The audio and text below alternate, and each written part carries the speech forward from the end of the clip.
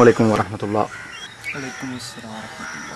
நீங்கள் வந்து தென்னிந்திய அளவில் பாக்ஸிங்கில் முதல் இடத்தை தட்டிட்டு வந்திருக்கிறீங்க. அதுக்காக பரங்கிப்பேட்டை சகோதரர்கள் சார்பாக எங்களுடைய வாழ்த்துக்களை நாங்கள் தெரிவித்துக் கொள்கிறோம். இது வந்து பிஎன்ஓ ஜமாத்துங்கிற ஒரு குரூப்ஸ், வெளிநாட்டில் வாழக்கூடிய முஸ்லீம் சகோதரருடைய கட்டமைப்பு குழுமத்திற்காக அந்த மக்களுக்கு உங்களுடைய செய்திகளை கொண்டுட்டு போகணுங்கிறதுக்காக இந்த பேட்டியை நாம் எடுக்கிறோம். உங்களை பற்றி முதல்ல சொல்லுங்கள். அஸ்ஸலாமு அலைக்கும் வரஹ்மத்துல்லாஹ். என் பேர் ஹமீது கவுஸ். நான் பிஎஸ்சி வரைக்கும் படிச்சிருக்கேன். ஒரு ப்ரைவேட் கம்பெனி பால் மெர்ச்சன்ட்ஸ் லிமிடெட் அப்படிங்கிற ஒரு ப்ரைவேட் கம்பெனியில் பிரான்ச் மேனேஜராக ஒர்க் பண்ணிகிட்ருக்கிறேன். மற்றபடி பாக்ஸிங்கில் வேறு செக்டர் இன்ட்ரெஸ்ட். பரங்கிப்பேட்டையில் நீங்கள் எந்த ஏரியா? மீன்கடத்தூர்.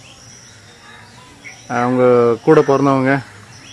என் கூட பிறந்தவங்களை பற்றி சொல்லணுன்னா, முதல்ல ஒரு நானா, பேர் சுல்தான் மரைக்கார், ஒரு ப்ரைவேட் கம்பெனியில் ஏரியா மேனேஜராக ஒர்க் பண்ணிகிட்ருக்காரு.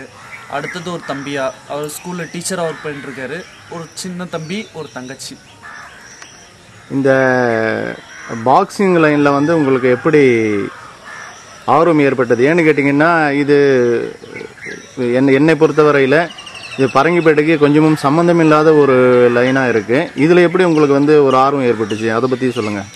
பொதுவாகவே உடற்பயிற்சி அப்படிங்கிற விஷயங்களில் நம்மளை மாதிரி இளைஞர்களுக்கு இயல்பான ஆர்வம் ஏற்படுறது பரங்கிப்பேட்டையுடைய வழக்கம்தான். அந்த வகையில் பார்த்தோம் அப்படின்னு சொன்னால், நம்மளுடைய பாரம்பரியம் சேக்கலாவுதீன் அண்ணா அந்த மாதிரியான உடற்பயிற்சி சார்ந்த விளையாட்டுக்களில் அதிக முக்கியத்துவம் காட்டுவாங்க.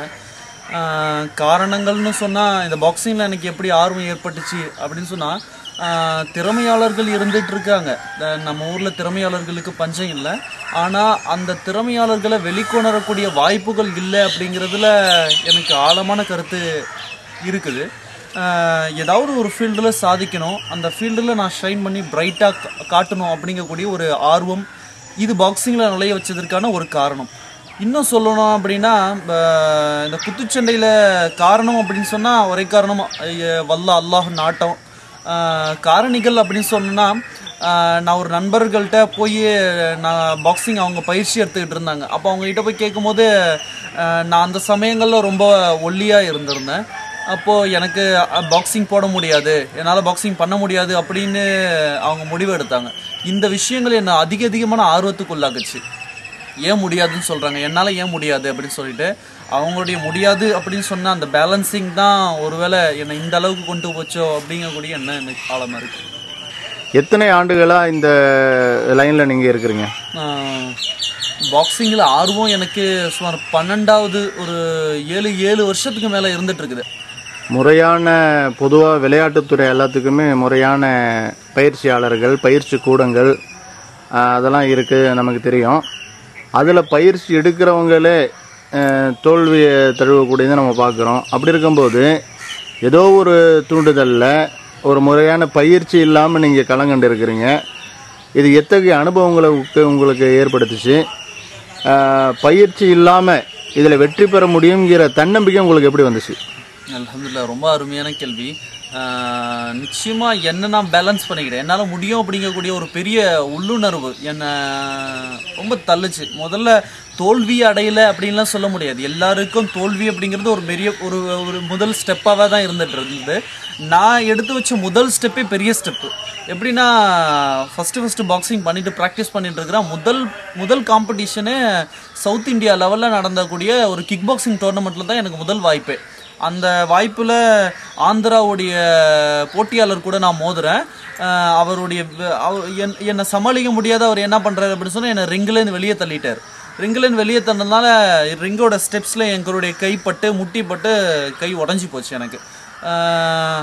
அப்புறம் வந்தேன் என்னுடைய நண்பர்கள் வழக்கம் போல் சிலவர், நான் சொன்னேனே இதை கேட்கலையா, உன்னால் முடியாதுன்னு சொன்னேனே, இது இப்போ சந்தோஷமா அப்படிங்கிற மாதிரியான பதில்கள் தான் இருந்துச்சு.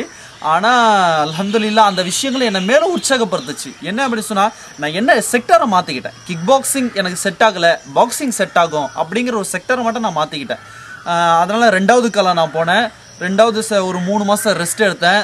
என்னுடைய பஞ்ச் பவருக்கு மறுபடியும் இன்க்ரீஸ் பண்ணிக்கிட்டேன். தொடர் முயற்சியால் இன்க்ரீஸ் பண்ணிக்கிட்டேன். ஸ்டேட் லெவல் டோர்னமெண்ட் அட்டன் பண்ணேன். 2வது மேட்ச்சில் ஸ்டேட் லெவலில் ஃபஸ்ட்டு சாம்பியனாக வந்தேன். அப்புறம் அதே மாதிரி தொடர் முயற்சிகளில் ஈடுபட்டேன். இப்போ உங்கள் முன்னாடி சவுத் இந்தியாவுடைய சாம்பியனாக இருக்கேன். இதுவரையில் எத்தனை போட்டிகளை நீங்கள் கலந்துருக்குறீங்க? அந்த போட்டிகள் எங்கே நடந்துச்சு?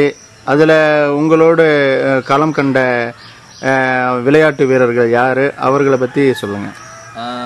சுமார் 2 வருஷங்களுக்கு முன்னாடி சவுத் ஜோன் அப்படின்னு சொல்லிட்டு வருஷத்துக்கு ஒரு மேட்ச் ஒன்று கண்டக்ட் பண்ணுவாங்க. என்னுடைய ஃபஸ்ட்டு மேட்ச் அதுதான். பாண்டிச்சேரியில் ஒரு மேட்ச் அட்டன் பண்ணேன், இல்லை ஒரு சென்னையில் ஒரு மேட்ச் அட்டன் பண்ணேன் ஃபஸ்ட்டு.